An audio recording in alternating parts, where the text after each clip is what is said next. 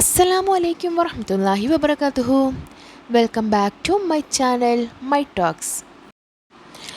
മുത്ത് മുഹമ്മദ് മുസ്തഫ സല്ലല്ലാഹു അലൈഹി വസല്ലമ തങ്ങളുടെ പൊന്നോമന പുത്രി ഫാത്തിമയെക്കുറിച്ചുള്ള കഥയാണ് ഈ വീഡിയോയിലൂടെ പറയാൻ പോകുന്നത്. അപ്പോൾ നമ്മുടെ ചാനൽ ആരെങ്കിലും ആദ്യമായിട്ടാണ് കാണുന്നതെങ്കിൽ ഒന്ന് സബ്സ്ക്രൈബ് ചെയ്യണേ.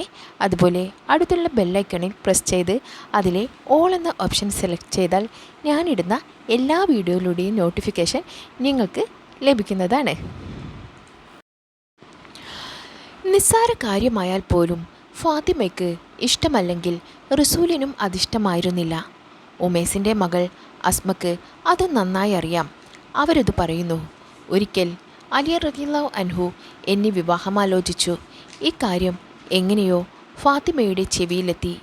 അവർ റസൂലിനോട് സങ്കടം പറഞ്ഞു. ആ സങ്കടം കണ്ട റസൂൽ പറഞ്ഞു, അള്ളാഹുവിനെയും അവൻ്റെ ദൂതനെയും ദുഃഖിപ്പിക്കുന്ന പണി അസ്മക്കു ചേർന്നതല്ല. മറ്റൊരിക്കൽ അലി റളിയല്ലാഹു അൻഹു അബൂജഹലിൻ്റെ പുത്രിയെയും കല്യാണാലോചന നടത്തിയിരുന്നു.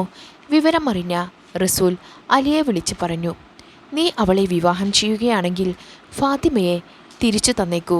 ദൈവദൂതൻ്റെ മകളും ദൈവശത്രുവിൻ്റെ മകളും ഒരാണിന് കീഴിൽ ഒന്നിച്ചു കഴിയുന്നത് ശരിയല്ല. അലിയുടെ ഓർമ്മയിൽ മറ്റൊരു സംഭവം ഇതാ. ഒരു ദിവസം റസൂൽ ഞങ്ങൾ സ്വഹാബികളോട് ചോദിച്ചു, സ്ത്രീകൾക്ക് ഏറ്റവും ഗുണകരമായ കാര്യമെന്താണ്? ചോദ്യത്തിൻ്റെ പൊരുൾ ആർക്കും തിരിഞ്ഞില്ല. ഞങ്ങൾ മുഖത്തോട് മുഖം നോക്കിയിരുന്നു. ഞാൻ പിന്നീട് വീട്ടിൽ ചെന്ന് ഈ ചോദ്യം ഫാത്തിമയോട് ചോദിച്ചു. ഉടൻ മറുപടി കിട്ടി, അന്യപുരുഷന്മാർ അവരെ കാണാതിരിക്കുന്നത് തന്നെ. ഫാത്തിമ പറഞ്ഞ ഉത്തരം ഞാൻ റസൂലിനോട് പറഞ്ഞപ്പോൾ അവിടുന്ന് ചിരിച്ചുകൊണ്ട് പറഞ്ഞു, ഫാത്തിമ എൻ്റെ കരളിൻ്റെ കഷ്ണമാണ്. സ്വർഗീയ സ്ത്രീകളുടെ നേതൃസ്ഥാനമാണ് ഫാത്തിമയ്ക്ക് റസൂൽ കണ്ട സ്ഥാനം. ആയിഷ ബീവി ഓർക്കുന്നു, റസൂൽ മരണാസന്നനായി കിടക്കുന്ന നേരം ഫാത്തിമ റസൂലിൻ്റെ അരികിലെത്തി.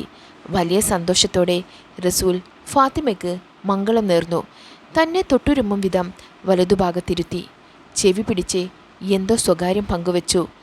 അത് കേട്ടു ഫാത്തിമ പൊട്ടിക്കരഞ്ഞു.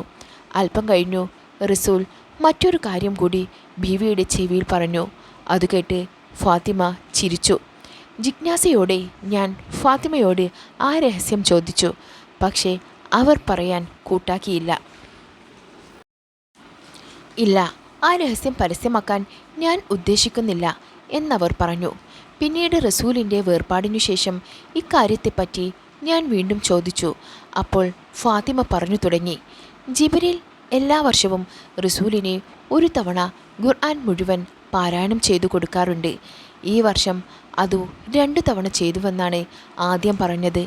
തുടർന്ന് തൻ്റെ വേർപാട് അടുത്തതായിട്ടാണ് മനസ്സിലാക്കുന്നതെന്നും അങ്ങനെയെങ്കിൽ എൻ്റെ കൂടെ വന്നു ചേരുന്ന ആദ്യ ബന്ധു ഫാത്തിമയായിരിക്കുമെന്നും സൂചിപ്പിച്ചു.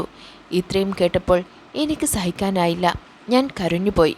പിന്നെ സ്വർഗത്തിൽ ഈ സമുദായത്തിലെ തരുണികൾക്ക് നേതാവാകുന്നത് നിനക്കിഷ്ടമല്ലേ എന്ന് ഇവിടുന്ന് ചോദിച്ചു. അതു കേട്ടപ്പോൾ എനിക്ക് ആഹ്ലാദമടക്കാനായില്ല. ഞാൻ ചിരിച്ചുപോയി. ബീവിയുടെ സ്വർഗീയ നായകത്വത്തെപ്പറ്റി ഒരിക്കൽ റസൂൽ പറഞ്ഞു, എന്നെ കാണാൻ വരാത്ത ഒരു മാലാഖയുണ്ടായിരുന്നു.